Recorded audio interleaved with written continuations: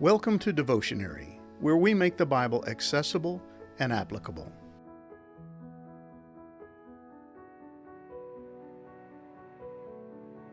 When God made the universe and all it contains, He repeatedly stated, "It is good." At each phase of the creative process, He deemed all that He created as worthy of His seal of approval. That included the sun, moon, planets, and stars, as well as all the plants and animals. And the crowning achievement of His creation was man, whom He made in His own image. All was good, all was unblemished and without any kind of flaw. Then sin entered the scene, and everything changed. The sin of Adam and Eve put mankind and the rest of God's creation under a curse, and it has been that way ever since.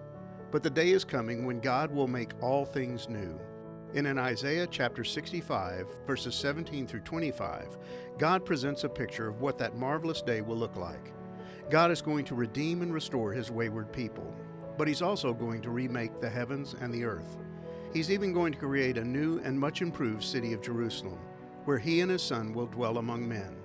It will be a place marked by perfect righteousness and complete sinlessness.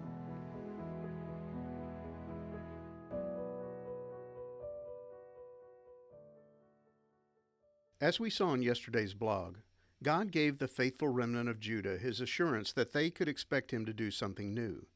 And here He gets specific. He tells them that the day is coming when He will create new heavens and a new earth. While this statement most likely left the people of Judah scratching their heads in wonder, it would have reminded them of the very first verse in the very first chapter of the very first book of the Pentateuch. In the beginning, God created the heavens and the earth. Genesis 1:1. Their God, the one who created the earth and heavens as they knew it, was going to recreate all things. And the point seems to be that the same power used to form the universe out of nothing was behind the promise to do a new thing for them. If God could create the universe ex nihilo, literally out of nothing, and He had plans to create an all-new heavens and earth, then fulfilling His promises to the faithful remnant would prove to be no problem. God assures His people that one day He will replace the old sin-damaged universe with something new and pristine, and there will be no longing for what used to be.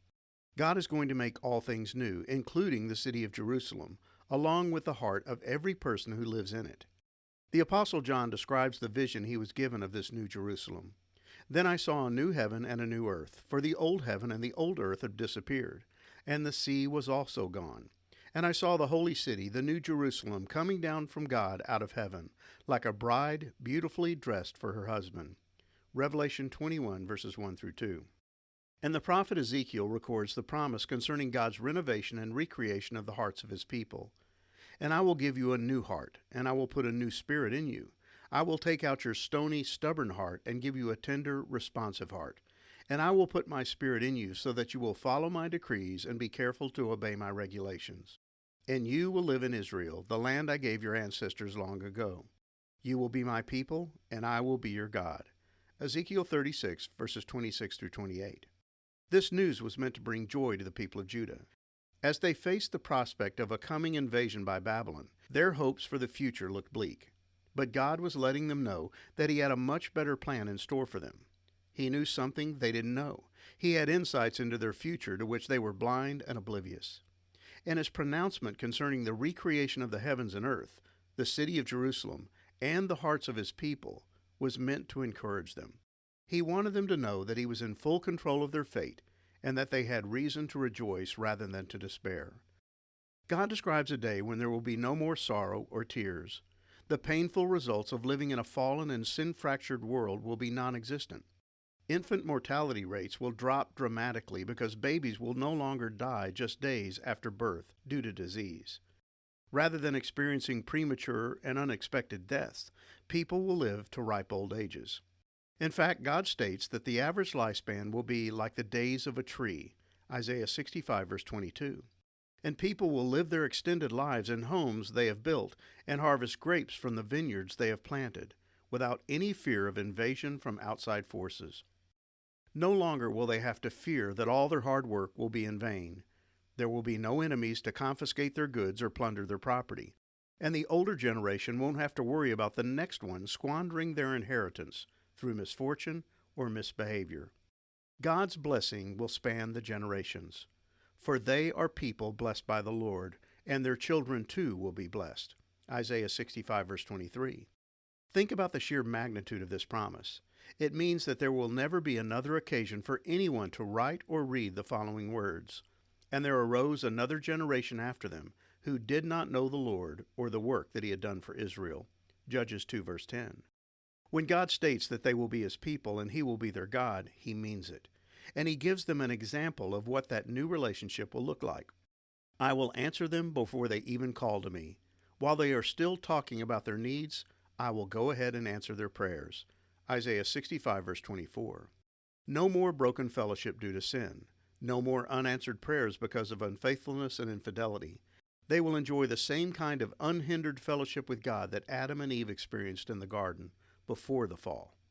The entire creative order will be restored to its former pre-fall glory, with even the animosity between animals and mankind removed. But all of this amazing imagery begs the question, when will all of this take place? It is easy to deduce that what God is describing here remains as yet unfulfilled. We still live in the same fallen world and experience all the pain and suffering that accompanies it. The descendants of the people of Judah and Israel live in the land of Israel and the city of Jerusalem, but it's safe to say they don't experience the things promised in these verses. They are surrounded by enemies and plagued by the constant threat of attack. In his commentary on the book of Isaiah, Franz Delitzsch says, quote, "But to what part of the history of salvation are we to look for a place for the fulfillment of such prophecies as these of the state of peace prevailing in nature around the church, except in the millennium?" End quote. God is describing a future day that remains as yet unfulfilled. It will be part of the millennial kingdom established by Jesus Christ when he returns to the earth at his second coming. In that day, all that God has promised will be fulfilled. His Son will set up his kingdom on earth, where he will reign from the throne of David in Jerusalem for 1,000 years. And as part of that kingdom, a remnant of the people of Israel will return to the land and be restored to a right relationship with God, just as these verses have promised. But it's important to note that this future physical and literal manifestation of Christ's kingdom will be the culmination of the spiritual aspect of his reign that began with his first advent. When God invaded the darkness of this world through the incarnation, the kingdom made its entrance into the world. Jesus was just as much the king then as he is now, and will be when he returns. But his subjects, the Jewish people, rejected him as their king. They refused to acknowledge him as who he claimed to be, the Son of God and their long-awaited Messiah. But their rejection of him did not in any way diminish the reality of his right to be the King of Kings and Lord of Lords. He rules and reigns in the hearts of all those who have placed their faith in him as their sin substitute and Savior. It's true that those of us who call him Lord do not always submit to him as such. We don't always allow him to be the king of our lives. But when we do submit to his authority over our lives, we experience the blessing that comes as a result. We enjoy the peace that accompanies submission to his will. We experience the joy that obedience to his commands brings. We have the privilege of knowing in part what it will be like in those future days. We get to experience a foreshadowing of the promises yet to come. As the Apostle Paul put it, now we see things imperfectly, like puzzling reflections in a mirror. But then we will see everything with perfect clarity. All that I know now is partial and incomplete, but then I will know everything completely, just as God now knows me completely. 3 things will last forever: faith, hope, and love. And the greatest of these is love. 1 Corinthians 13, verses 12 through 13.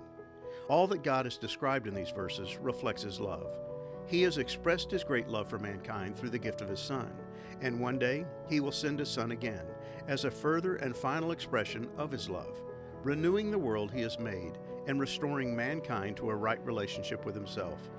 And God punctuates his promise with the following statement: "In those days no one will be hurt or destroyed on my holy mountain. I, the Lord, have spoken." Isaiah 65, verse 25.